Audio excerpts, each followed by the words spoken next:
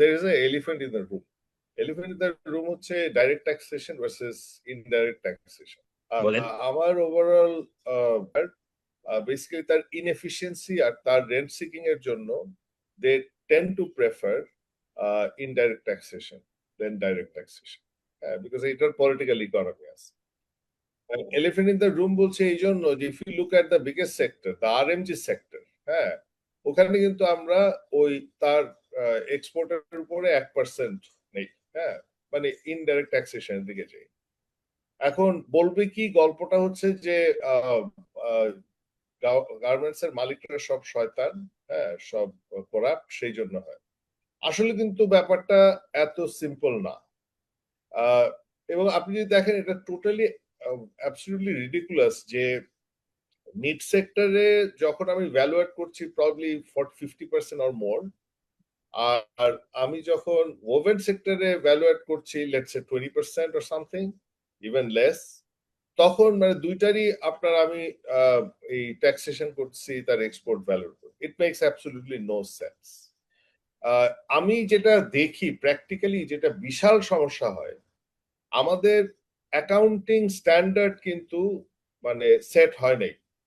It's not very clear. আমাদের যে accounting professional আছে সবাই কিন্তু because of this elephant in the room situation তারা কিন্তু অত বলতে পারেন যে স্ট্যান্ডার্ড গুলিকে মেনে চলে না। আমাদের যে আপনার অডিটিং ফার্মস গুলি আছে তারা এক্সট্রিমলি করাপ্ট।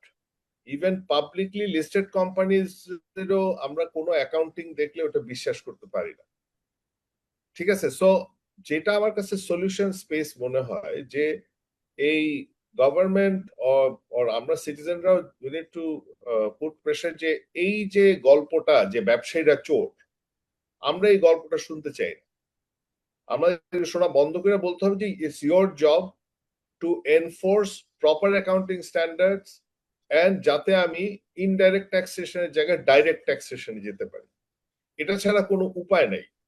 সো ফর্মাল সেক্টরের টপ টিয়ারই যদি আমি ডাইরেক্ট ট্যাক্সেশন মানে দিতে পারি, তাহলে একটা বড় সুবিধা হলো মানে অ্যাজ আ বাই প্রোডাক্ট আমি দেখছি সেটা হচ্ছে যে lot of this garments factories because তারা হাই আপনার ভলিউম ব্যবসা করে, তারা যে লস করতেছে সেটা সম্পর্কে তারা জানে না। তাদের কস্ট অফ ক্যাপিটাল অনেক বেশি হয়ে গেছে, ইন্টারেস্ট অনেক বেশি দিচ্ছে, এটা ভায়াবল বিজনেস না। which results যে এক সময় সে আর ব্যবসা চালাইতে না পাইরা ব্যাংক তাকে পয়সা দেয় না, বেতন দিতে পারে না, ফ্যাক্টরি বন্ধ হয়ে যায়, ওই ওয়ার্কাররা বাইরে চলে যায়। এটা যদি আমরা ডাইরেক্ট ট্যাক্সেশনের দিকে যাইতাম তাহলে কোম্পানিগুলোকে অনেক আগেই বুঝতে পারতো শেয়ার ফিজিবল না তার অ্যাকাউন্টিং স্ট্যান্ডার্ড থেকে।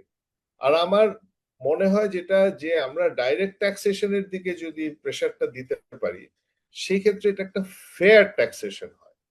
এখন আমরা যেটা ফাহিমও কিছুটা বললো যে আমরা ট্যাক্সেশনটা ইনডাইরেক্ট ট্যাক্সেশনের মধ্যে রাখলে মনে হয় যে সরকার সেই মোগল আমলের মতো চাবুক দিয়ে বসে আছে যে দে দে তুই ট্যাক্স দে। আমি খামাখা আমার কি ইনসেন্টিভ আমি ফর্মালাইজ হওয়ার জন্য? অত ইনসেন্টিভ নাই, কারণ সে শুধু আমার কাছে ট্যাক্স নিতে চায়। কিন্তু যদি আমরা গল্পটা এভাবে বলি যে না দেখো তুমি তুমি আমার দেশে ব্যবসা করো, তুমি প্রফিট করো, প্রফিটের একটা অংশ আমাকে দিলে আমি এই ইনফ্রাস্ট্রাকচার এই সার্ভিসেস গুলো দিতে পারি, এটা অনেক ফেয়ার জায়গা। আমি মনে করি বাংলাদেশের বড় স্টোরি হচ্ছে ট্যাক্সেশনটা we have inherit from the company আমল বা ইভেন মোগল আমল থেকে। অ্যাটিটিউডটা আমাদের অ্যাডমিনিস্ট্রেশনের কালেক্টরের অ্যাটিটিউড রয়ে গেছে।